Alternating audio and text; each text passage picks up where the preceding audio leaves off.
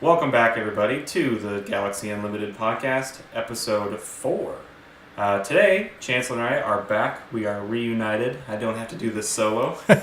Hello. And today we're going to talk about quite a few different things, all Star Wars related. We have got to play in a couple of pre-release events, using the pre-release kits for some sealed play. And we have now finally played some constructed premiere format for Twilight of the Republic. And first impressions are, I can say that I freaking love it. I think it's great. Chancellor? Yeah, I mean, I'm excited to kind of see some of the older decks with the newer builds that we have, but I'm also really excited that we don't have to worry about one specific one. Yeah. Oh, that's another good point. Yes, we will definitely talk about that. Actually, let's just go ahead and address that right now. So, before we get started, please like and subscribe. It's been helping us out a lot. Our channel's growing. We really appreciate the support that you guys are showing on the gameplay videos, the podcast, pretty much everything that we're trying to do. As things go on, and the channel becomes more successful, we will definitely improve our quality and just continuously build upon the content that we're already doing and just try to improve it as much as we can. Yeah, for sure. But yeah, so Chancellor, you want to go into the breaking news we got on live stream the other day? So Boba being suspended, aka banned, was fantastic. Oh. They determined it. They looked at all the top decks and most of the regionals or the planetary qualifiers, and they just made the determination that Boba was running too rampant. So now for Premier play, he is not allowed to be used. You can use him in Casual and in Twin Suns, but not in Premier. Yeah, so Boba Fett getting essentially banned on live stream is a huge deal for the metagame. Boba was reportedly 65% of the entirety of Top Cut. Yeah. And 45% of the decks that made top 64, I think. Mm-hmm. And so Boba Fett, just with that kind of ubiquitous dominance, is just... It's probably a good thing that this card was suspended for a little while. No, I agree. And they could, that's the cool thing is with the ban list or suspension list, and you can bring it back. Yeah. But yeah. I think it's going to take a little while. Yeah, I would definitely say so. Yeah. So, to touch on the live stream, I was tuning in while I was at work. Shh, don't tell anybody. They said on live stream, look, yeah, we thought, we were designing a game from the ground up, just trying to, create cards that people want to play with that we thought would be impactful, but not overwhelmingly dominant. We knew we overstated Boba Fett as a 4/7 that deploys on 5, but we thought we don't really see that this card being overwhelming over the top of all the other leaders they had released at the time. But it turns out that a 4/7 that deploys on 5 that essentially ramps you is a little too strong, especially with the tools it would be getting in Twilight of the Republic. So Boba Fett is now suspended. Chancellor, personally, I'm happy with the change. Me too. I think it's going to be healthy, and it's going to encourage people to play with new cards. So. No, true. I think the fact that you could run Boba Yellow, Boba Red, Boba Blue, Boba, it was just nope, I'm good. And it was all a similar play style, but it was just dumb.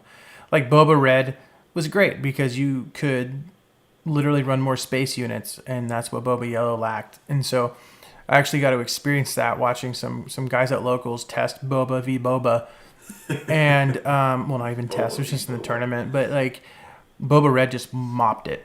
Oh yeah. And I was just ugh, Yeah. I was so sick of. It's like when I play Palpatine, right? Mm-hmm. I play 3 Palpatines a day when there's when it's full tournament, rolling. But your favorite deck? My favorite deck to play against. But at the same time, it's lesser of two evils, I guess. Mm-hmm. I can deal with Palpatine. It's hard for me to deal with Boba. Just right. Tempo's too high. Yeah, definitely agree. And yeah, so kind of what Chancellor just said. I mean, Boba you could put anything in that deck, it felt like. And Boba Red like he just said, like you can play. Obviously, pretty much every Boba list is playing Lurking TIE Phantom because that card's very good. But in red, you have the privilege of playing Ruthless Raider, which is also insane. Mm-hmm. Especially if you hit it with Triple Dark Raid, which is just like so much damage on base in like such a short amount of time. And then even if they answer it, it deals another 2 damage to your base. It's just like, oh man. Yeah. So Boba was just super strong, too strong as it turns out, and is now suspended. And before we go into Kyle complaining for a little bit, Nick, this is your fault. I'm just kidding, Nick. But yeah, hopefully we'll have our buddy Nick on soon to talk about his top with Boba and have him apologize for being partially responsible for getting Boba suspended. Oh my gosh. But all right, to jump into Kyle's complaining rant. I love that they are addressing cards like this so soon that are just like overwhelmingly powerful, yada yada yada. But I did not mind playing against Boba as much as I minded against playing Sabine Green. And they did not address Sabine Green. When I lose to, out of all the decks in Star Wars so far, I don't mind losing to Boba. I don't mind losing to pretty much anything. When I lose to Sabine Green, I just feel like I got cheated. And it's just, yeah. That deck's play style where it's just overwhelmingly aggressive, and if you don't have the answers to it immediately, it's just going to roll through you in like 15 minutes in all 3 games. It's just like, I don't know. It's absurd to me. It's no secret at this point. I've said it in several of our videos that I'm not a Sabine fan. And I kind of wish they had addressed it, but I understand why they didn't, right? It did not take overwhelming amount of top cut like Boba did. But it's going to. The problem I see with it is that you have the first best deck and the second best deck, and yeah, the numbers for Boba were higher, but that's just because it could handle Sabine Green with relative ease. But Sabine Green was in the running for it, right? They were making top cuts. I think they might have won. I think Sabine Green might have won a planetary qualifier. I'm not sure. It's kind of an obvious maybe statement to make, but when you sit there and you ban the best deck, it's not uncommon for the second best deck to then take its place. Right. So there has to be some sort of curb to it, and that's the one thing I have noticed with Fantasy Flight is like they even talked about how they brought down all the other power levels, but they left Boba alone. Mm-hmm. And it's to the point where it's like, it's a learning experience for everybody, including them, which is fine. But maybe when addressing Boba, we should have addressed Sabine. Yeah. Yeah. And I appreciate, as I said before, I don't want to sound like I'm complaining about the game too much because the game is fantastic. I still love it to death. It's just Sabine is the only deck that feels like I got cheated when I lose. And they did address, we're keeping an eye on cards like Sabine and Energy Conversion Lab. And I appreciate them, being upfront with that and being like, yeah, we know these decks are powerful. We're going to watch them now that Boba's banned and see if they just, become the next Boba, essentially. Mm-hmm. And I appreciate that they're communicating that. I just wish they kind of would have taken, what do I call it? I wish they would have taken action immediately on Sabine and just, addressed it in some way. Yeah, instead of being reactive, be proactive about it. Yeah. Personally, I think that banning for a cause I believe in would have been fine. Suspending that card alone would have been just fine because Sabine can kill you without it, but when you get double for a cause I believe in, and that's 8 damage for 6 resources to your face after, in turn 6 or turn 5, it would be, or no, it's even turn 4. Turn 4. Yeah. So turn 4, you're dead. Yes. More than likely. Mm-hmm. So banning for a cause I believe in, I think, would actually be better than touching ECL or Sabine because ECL brings out multiple different decks, not just because I just built Rex ECL, but it keeps the meta healthy because multiple decks can use it. Right. Because if you don't have that, they're still going to run for a cause. Oh yeah. And even if you're running a 30 health base, it doesn't matter. Yeah, they'll stomp on you. Taking out over a quarter of your life with 2 card activations is just like, yeah, no, it's not good. I did not think about actually banning For a Cause I Believe in. That's a really good point. Yeah, because if you think about like how that card interacts with everything else, like the great thing about Star Wars Unlimited, right, is that everything is so interactive. Like you share turns, essentially, quote unquote. You take actions. You decide who takes the next turn, the first action. The great thing about the game is that it's so interactive, and For a Cause I Believe in, being essentially uninteractable for damage, is just like, yeah, I've died to the card several times playing against Sabine green decks, and it's just like, yeah, it's not fun to play against. And I think the thing that makes Sabine busted is like when there's cards like that just do damage out of nowhere, right? Mm-hmm. Because otherwise you can answer the units they're putting on board. Exactly. But yeah, so that's a really good point. I would not mind at all seeing For a Cause I Believe in go. That would be totally fine with me. Yeah, I just picked up 3, so I'd be kind of sad. But at the same time, like, it wasn't breaking my bank. They're like a $2 card. Mm-hmm. It's actually a really decent card to ban because of that, too. So you got to look at the cost of that the players are putting into the deck matched up with how successful the deck is, right? So you have Sabine Green. People don't want to not run Sabine. It's a very good aggro deck. It's now arguably the best aggro deck, but you take out that one card and yeah, it might lose its consistency of closing the game, but it makes the player think more. That's the second thing that I have a problem with that deck is that you memorize lines and it plays so consistent that you don't even worry about your interaction with your opponent. Your opponent can be controlling the board, and I've had to do that with Vader Green a lot, to where I've taken some games down, which is fine. It's nice, but at the same time, I would be doing everything I could, and the Sabine players are just like, bam, bam, bam, bam, bam, you're dead. It's like, well, darn it. And that's like the play style of the deck, right? Like they don't care about your game plan. They're just like trying to hit your face like as many times as they possibly can in a short amount of time, which is not a fun play style, I don't think, especially for the person receiving the Sabine treatment. Yeah. And then like Sabine players, I'm sure they love the deck, but I think they got to understand like the fun part of Star Wars Unlimited is that it's interactive and that you go back and forth with each other. That's the best part about the game. And just like killing your opponent as fast as possible is like the way to win, right? But it's just not fun in the manner that Sabine does it.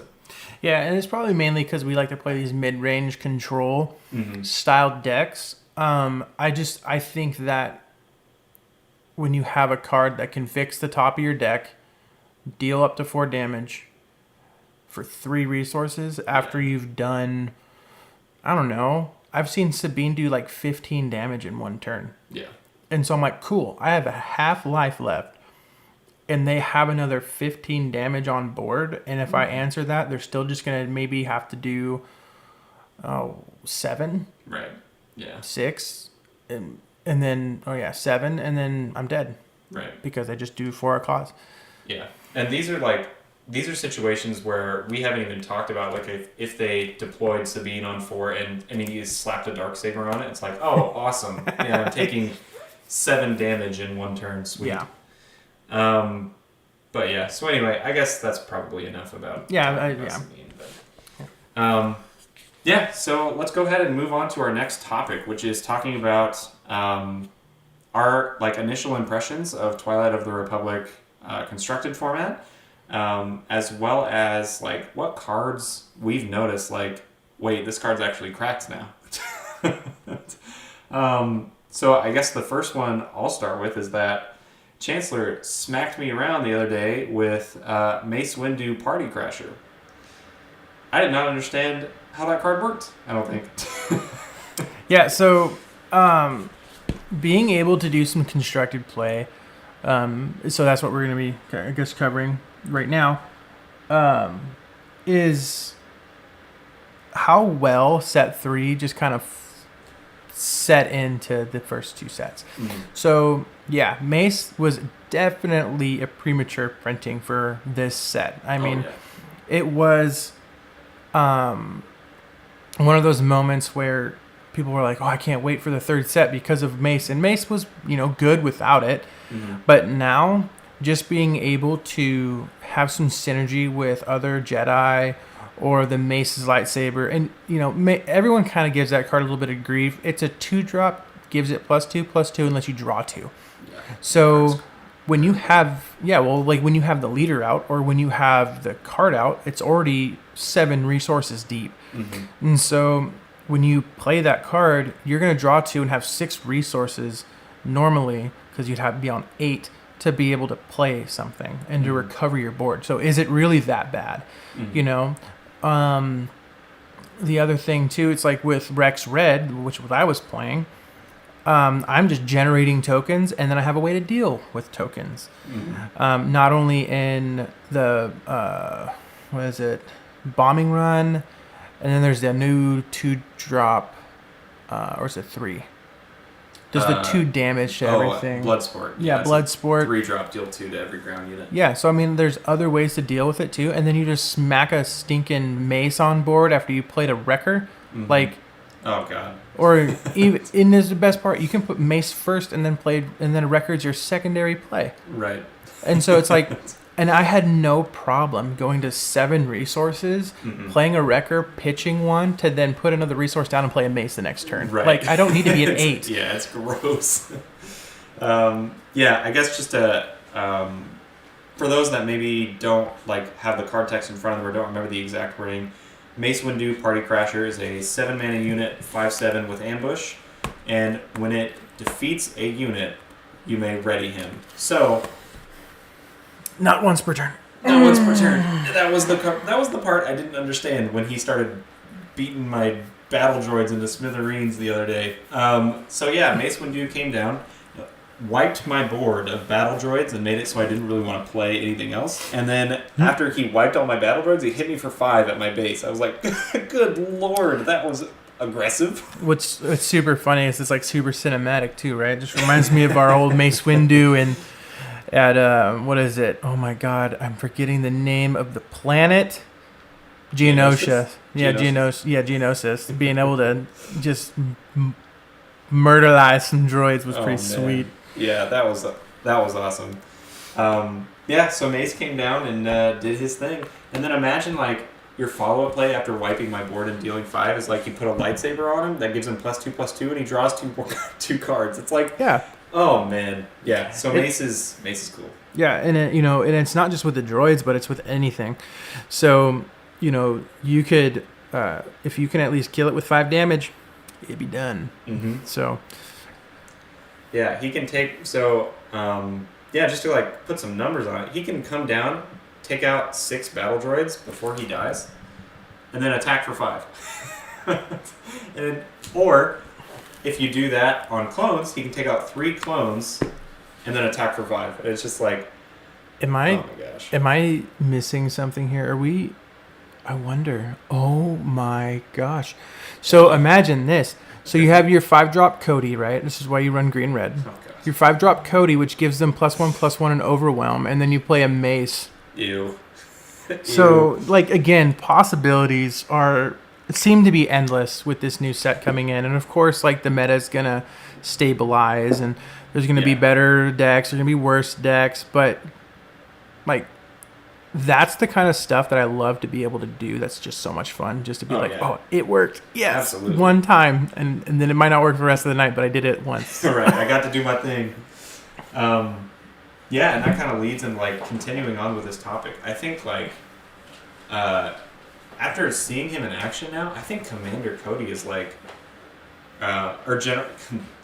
Captain Rex. I think Captain Rex is wow, that deck is aggressive. I didn't even have to make the tokens. No, he didn't even have to make the Clone Trooper tokens, was the craziest part. It's such a good backup plan to have. Mm-hmm. But the double green Rex So good. So much ramp. What is it? I'm gonna pull some stuff out of here, but just like it did what I wanted it to do and more. Mm-hmm. And like there's some stuff in here like the Sundari Peacekeepers. They don't. I'll just say it's a 3-drop heroic command 1/5 with raid 2 and restore 2. So it's not a clone, but it helps you maintain your life, which is great. It keeps tempo. I have an ATTE Vanguard in here. I have 2 of them just because. Why not? Heck yeah. I'll put up a deck list profile on our channel a little later this week. But Attack Pattern Delta. Yeah. That card is hilarious. It's give a friendly unit +3/+3, give another friendly unit +2/+2, give another one +1/+1. So I thought Coordinate was going to be harder. Yeah. To maintain. It is not. It is not hard to maintain. Not in Captain Rex. Nope. And so I was able to put a threatening board up just because I could play it. And it's for a double green, it's a 3 cost. Yeah. Oh card. my gosh. Nuts. It's so good. Yeah, exactly what... I mean, that's exactly the scenario that came up in the games we were playing right before this podcast. Is like, he had, I think, 3 or 4 units on board, and he plays Attack Pattern Delta, and I was like, oh my god, I'm like going to be close to dying this turn if I don't immediately deal with these units. And so I had to just throw guys into them to please don't kill me, sir. I've noticed that too. It's like you play units for them to die, which is so just messed throw them out there. up. But I play specific units and I make specific plays to be able to go, you have to deal with this now. Answer this or get punished. Yep. For sure. So for context, I'm playing Grievous, and so mine is a little more like, I'm gonna give this Sentinel, and then I'm gonna kind of weasel my way into doing some cunning stuff, or if you're playing with blue like I am, I can remove something with Vigilance, and then keep making battle droids and blah blah blah blah blah. Yeah. And that's so awesome because that's exactly what battle droids were like in the lore, or in the movies, or in the books, or whatever. Just throw the battle droids out there. Sure, just chuck them at the units. Whatever. We got so many of them. Whatever. That's kind of how I feel about the clones too. So just send them out there. Well, it was. Oh man, it was hilarious. But the second matchup we played was the Nala Se with versus General Grievous, and Nala Se it has so much potential. And a lot of people were like, oh, well, it doesn't do anything. It kind of reminds me of, what's that set 1 leader? The Fringe, I think she's Fringe. Spectre person. Oh, yeah. Oh, anyway. Another one you're talking about. Yeah, I can't remember the name. I'm terrible. But everyone was like, well, you don't pay aspect penalties for Spectre units with that. And it's like, oh, that's kind of neat. And then people were trying to make a deck with that, and it just wasn't good. Whereas in Nala Se, if you deploy right, and you just learn when to deploy your unit, your leader, you're going to be gaining life if they take out any clones. So it is just a clone-heavy... You just make as many clones as you can. And it kind of sucks that you can't play heroic because you can't play drop in, I think it is. It makes 2 clones. Drop in, yeah. I thought about running the 3-drop. You can make 2 clones because it just turns into 5. That seems simple to me. Oh, yeah.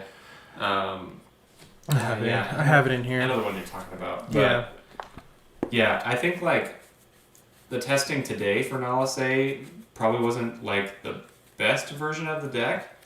But I think that's the thing with the deck is you can either alter that color combination that Chancellor was playing, which was green, or you can try to fine tune that, or you can pivot and make it a hard control deck with just double red and blue removal, or just do double blue with villainy removal, which is insane. And then you can play cards like Vigilance, which heals you even more.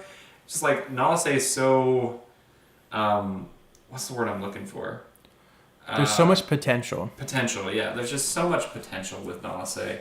Yeah. And so I know there's probably some people out there that saw the leader tier list we did last week and was like, they put Nala Se in S tier? What are they, crazy? I still think that there's so much potential with that leader.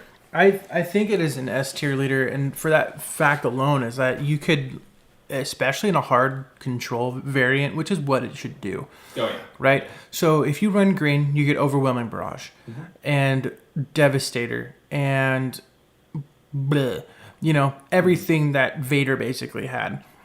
Blue, you get Avenger. Right. And like you said, Vigilance, which I wish I would have got now. And, Super Laser Blast. And like just all these cards that allow you to prolong the game, including her ability. So what's funny to me is that you can, if you run green, you can make all these tokens, do all this stuff, and then Super Laser Blast your own people and just bring them all back. Heal. Because of, you heal, and then if you have like the Kaminoan, the 4-drop again. Yeah, in defense of Camino. Yeah, in defense of Camino. Now they have Restore 2, and when they get defeated, they make a 2/2 token. So it's like, if you can set that up, that like it's dumb. That's a game-winning play. Yeah, for sure. 100%. Yeah, and that's another thing we can say. Well, let's talk about the next card. We kind of thought this one was going to be good, but it's even better than we thought it was going to be, and that is a classic Super Laser Blast. I mean, oh my god. That card, if he had that card, there were 2 situations in our testing against my Grievous deck with Nalase. If he had Super Laser Blast, I might have just instantly lost on the spot with the Grievous deck. Because it just wipes, like, my entire game plan is to make a bunch of battle droids, exploit them, use them as sentinels, and just smack face, right? And, like, overwhelm over the top of things. If he wipes the entire setup I've been working on of, like, doing battle droids, then that's just, like, puts me so far back in terms of, like, card advantage or, like, the actions I'm trying to take. So Super Laser Blast is going to be gross. And that's where red, I think, comes in, because you can still run Super Laser Blast and Avenger. True. And then you have the, the bombing runs and the blood sport and Grenade Strike. Yeah, Grenade Strike. So I think just hard control Nalase with some clones that can generate tokens and synergize with themselves, I think is pretty much how you want to do it. There's so much potential in Nalase. Because, like, even the green variant that Chancellor played today might actually turn out to be the best variant. It's just like, we don't know what these cards are going to pan out like, especially at week 1. But it's just really exciting to start, like, deck building with this stuff and trying to figure it out and, like, see if, like, where each piece of your deck fits in the metagame. And it's just, this is, like, the most exciting time of a new set release, is, like, trying to figure out the meta. For sure. Which I think, not to talk about Yu-Gi-Oh! Again, but which I think is something we never got with Yu-Gi-Oh! Because all the cards were, like, spoiled and out in Japan, like, months before they ever came to the West Coast, or not the West Coast, but the to America, to the Americas, to the West. Yeah, to the West. To the true West. No, I mean, it's just to the I guess TCG instead of the OCG. But yeah, I agree. I think it's really kind of lame how you could legitimately know what was coming, and to where that's what drove prices crazy. Oh yeah. Now it's like, we're going to spoil this a little bit. We're going to do this a little bit. And we were getting some cards that were insane. And then even just building the decks themselves, was like bringing the movies and the show to life again. Oh, that's so good. To me, like, I was just telling Kyle yesterday, I'm like, I feel like I'm building a movie and not a deck. And he's like, what? I'm like, I literally just have Order 66 and Nalase because it's villainy and they're clones.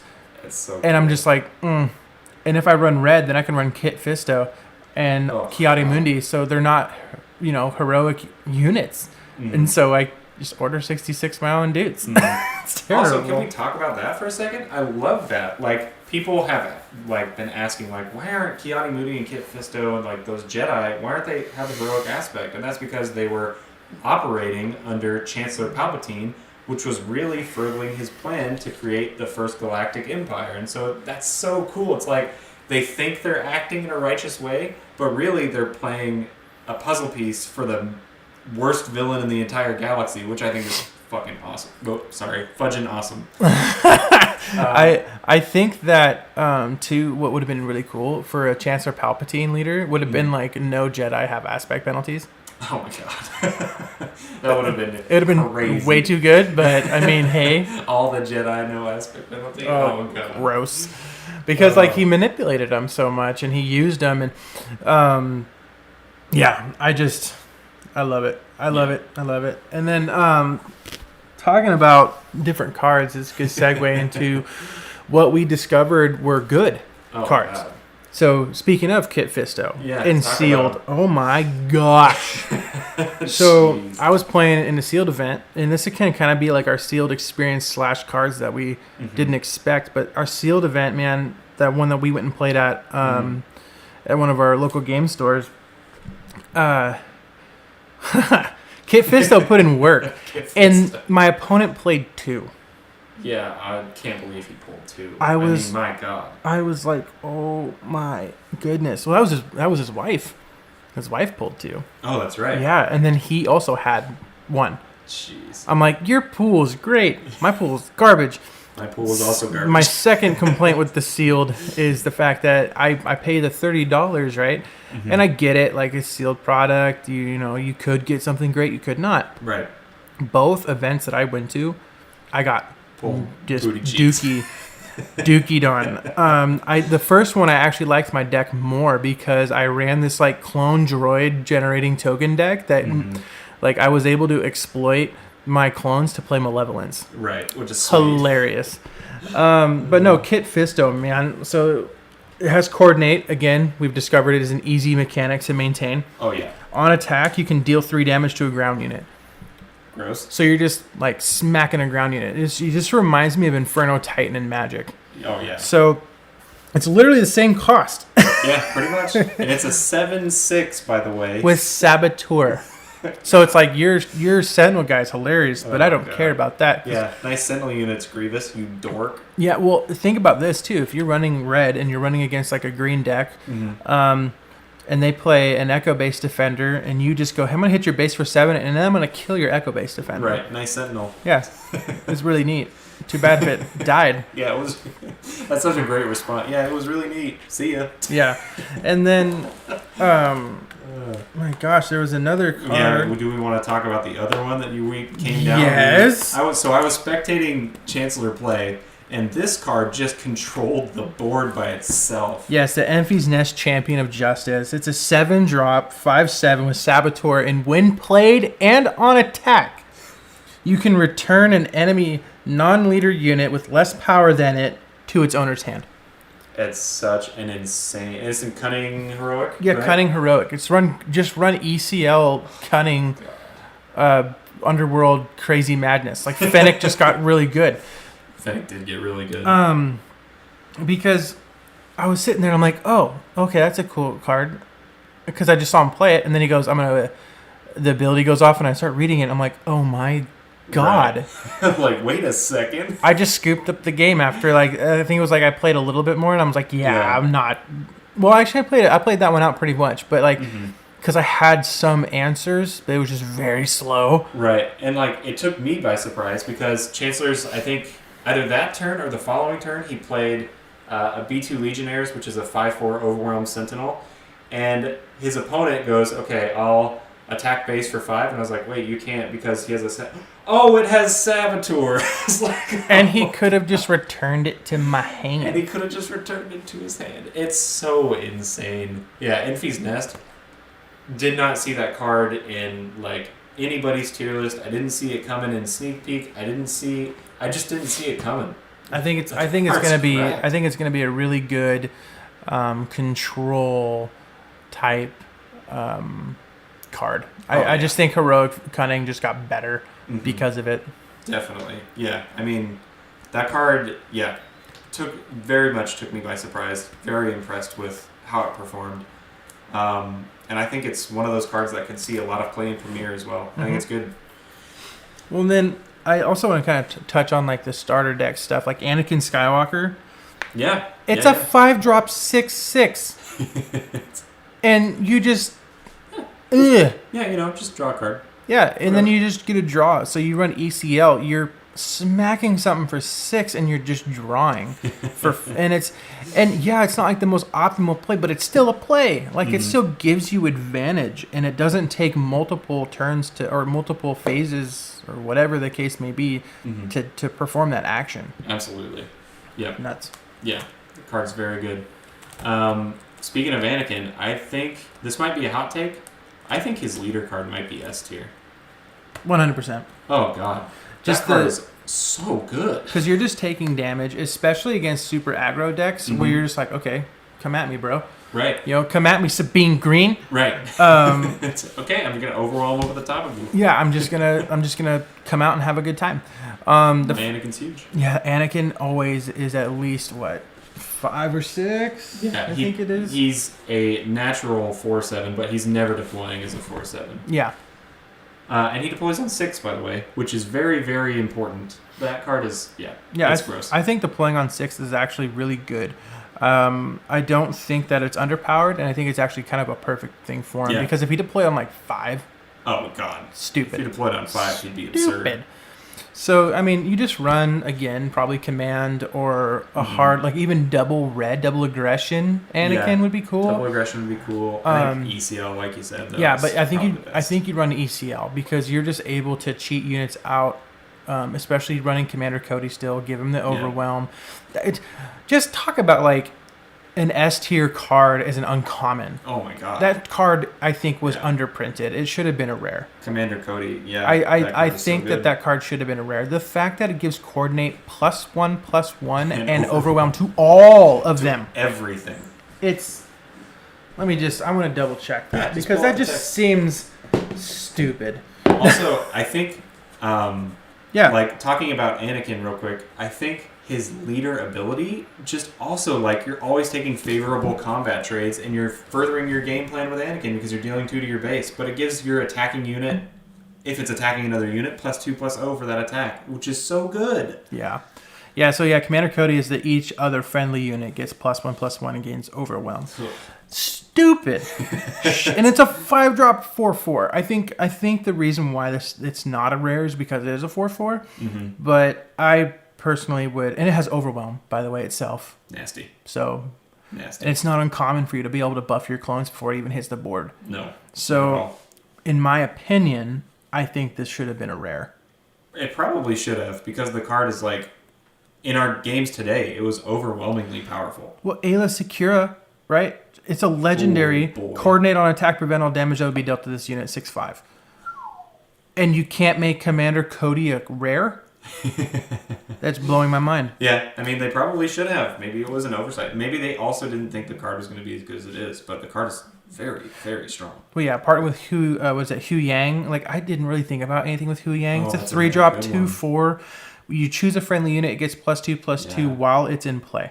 It keeps it there until Hu Yang leaves. Hello? That's fantastic. On turn 3 or 2, if you have an Echo or whatever the case may be, you can be doing some decent damage to your opponent. So I had a whole long discussion, actually, about just Hu Yang with one of our friends from our card shop, Mitch. And he was telling me how excited he was for the card, and he just named all this stuff I completely overlooked. He's like, yeah, Hu Yang is insane. Boosting something by 2/2, not for just the phase, but for the entirety of the time Hu Yang is on the board is crazy. For those that maybe also overlook this, Hu Yang has the trait Jedi, which means you can put General's Blade on Hu Yang, which gives it +3/+3, and the next unit he plays gets discounted by 2. Yeah. I completely overlooked that. General's Blade in Hu Yang is actually absurd because he becomes a 5/7 that's boosting another unit by 2/2 and discounting the units you play in the following turns. Hu Yang is actually unbelievable. I feel like it's a rare that's going to go from its low costing number to at least what? I think right now they're less than $1. I think so. I think for the base printings, I think they're less than $1, which is just so good. Yeah, and remember, that's one of those things we talked about before is the affordability of this game. Yeah, it's 75 cents as a foil. Like, that's so good. That's just hilarious. So what's non-foil? Like okay, non-foil is like $1. See, look at that. It's kind of creeping up already. No, it's like $1. Yeah. But like, you want to get cheaper, go with a foil, I guess. I don't know. On TCG Play right now, but it's so great to not have to spend an arm and a leg, even though we kind of did this set. I went a little overboard and bought a few boxes and packs and but at the same time, like I think I've only bought in the equivalent of like 2 boxes, and I have almost everything. Right. And help from like yourself from getting the case and being like, I have a bunch of clones here. Yeah, I have clones. Because of how inexpensive it is, inexpensive the card is. It's just, with the help from the, oh my God, the word is escaping me, the people. Help with the people. Help from the people. And then just buying 2 boxes pretty much got me what I wanted. So, I mean, I don't complain at all about cost it of the only game. being $1. Yeah, cost of the game is great. I mean, the more accessible it is for more players, the better the survivability of the game is going to be. So please, keep it the way it is. Don't make, every card that's going to be good a legendary, because it's going to price people out and we're going to lose player base. So again, I know we pat Fantasy Flight Games on the back a lot, but they're doing a very, very good job managing the game. So please keep doing what you're doing. We love it. I also think that, kind of talk about like the bases. It was weird to see the just 30-25s. Yeah. True. I think they should have just kept it at 25, but I do. And, I kind of because with decks like Sabine running around, like even that 2 to 3 extra damage that you might be gaining is a turn. Yeah. So, I don't know. I think that those are better Twin Sun kind of bases. Yeah, maybe. But I mean, they're still good. They're still good. I think if you put them to 25, I wouldn't play them, to be honest. I think the 1 extra life against decks like Sabine matters. Oh, you're talking like the 26 lifers and stuff like that. I'm talking I think there's one that's like 23, isn't there? Oh, Droid Manufactory is 24. Yeah, 24. Yeah. So when you go below 25, I think that's kind of poo-poo. But, staying above 25, for sure. Yeah. I like that. Yeah, I misunderstood. I agree. I think Droid Manufactory is actually, unfortunately, not a very good pace. No. Maybe I will eat my words later on, but right now, I think Droid Manufactory just gets you killed. It does, honestly, because it's not worth it. You're waiting too long to deploy your leader most of the time, and at this point, you need the 30 life base. You can't survive without it. Why would I Why would I 26. play Droid Manufactory over ECL? Yeah. Exactly. The value in ECL is actually way better than just getting 2 1/1s, even if you use them for exploit. Exactly. So that is a bummer to me because I was really excited for Droid Manufactory, but I think you're right. I think it's just going to get you killed. The last card I want to kind of mention from my end is another card I think is under the radar that's going to be very good is Anakin's Interceptor. Yes. It's a 2-drop 2/3 that when you have 15 or more damage on your base gets +2/+0. That makes it so it favorably trades with a lot of other space units, and also if it's just going base, it's dealing a lot of damage over the course of a few turns. 4 damage every turn is nothing to scoff at. No, I agree actually, and I like the gameplay that Anakin presents to the game because you just are okay with taking damage. Yep. Because it turns everything, it turns all of your cards on. It makes your deck better. Yep, it really does.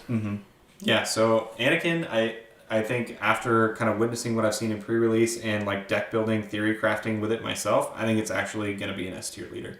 Oh yeah, for sure. ECL Anakin is nuts. Oh god, just the idea of it, and again they're having that. Oh, we're gonna look at ECL. Don't ban that. Yeah, we like the card. You don't need to take ECL out. It is a staple of a base to run for command for aggro decks. You want to kill aggro as a whole, you take the card out. Yeah. You don't want to kill aggro, you ban for a cause I believe in. Yeah, I agree. So that's just how I see it. Yep, I definitely agree. Do you have any other cards that you were like, wow, this is unexpectedly really good? No. All right. Well. Not really. Honestly, like I played some droids. It was cool. I played some not droids / clones / droids, which was cool. But for constructed itself, I know this game is supposed to be like a draftable game. Mm-hmm. I personally just don't like drafting. I like sealed, but even that, like the pool has just been really bad for me at least. And it's not saying that other people haven't had insane pools, which they have. But I'm not a bad deck builder. Mm-hmm. I've played Magic, I've played Yu-Gi-Oh, I've played Pokemon. Yeah. Even the Dragon Ball Z game, Super, and the other one that just came out. But so I'm like not a bad deck builder. Mm-hmm.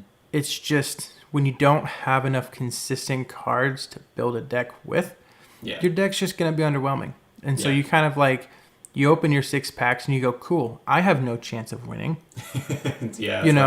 And that's kind of what happened to both of us at Mac.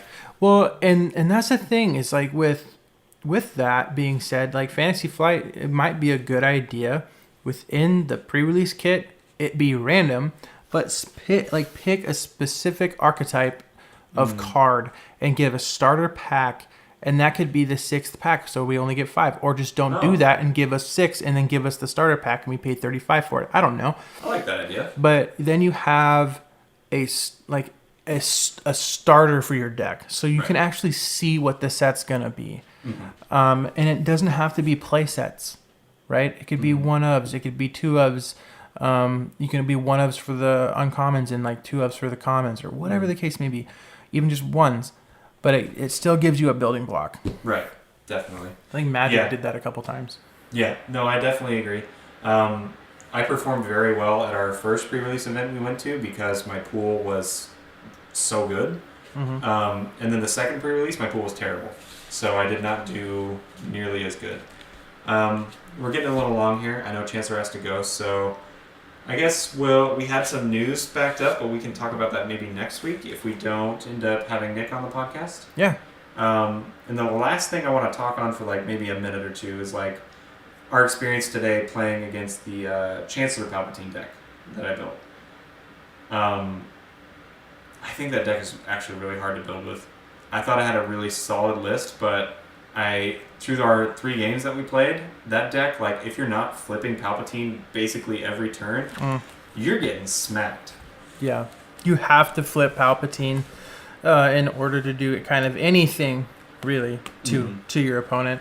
And when he did flip Palpatine, it was very bad for me. It was gross. He was dealing the damage. He was drawing cards. He was making tokens. He was playing things from his hand. Like, it was just ripping nutty. Cards out of his hands. Yeah, taking my cards away, grounding me. So basically, it's like for Palpatine, if you win the die roll and you can flip your unit, like your leader, excuse me,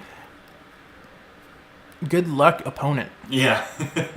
Like it's not for sure because that's how balanced this game is, but like it does present a very big roadblock. Yes, definitely. So I think the Palpatine list I came with today was as like a solid baseline, and then now just editing that a little more and fine tuning it will make it maybe a potential meta threat. But that's like it's very unknown. We'll find out. Yeah, I can't wait for Thursday's tournament, honestly. Yeah, me too. I'm really excited. But okay, so I think that's going to do it for today. Thank you all so much for listening to the Galaxy Unlimited podcast. We really appreciate all your guys.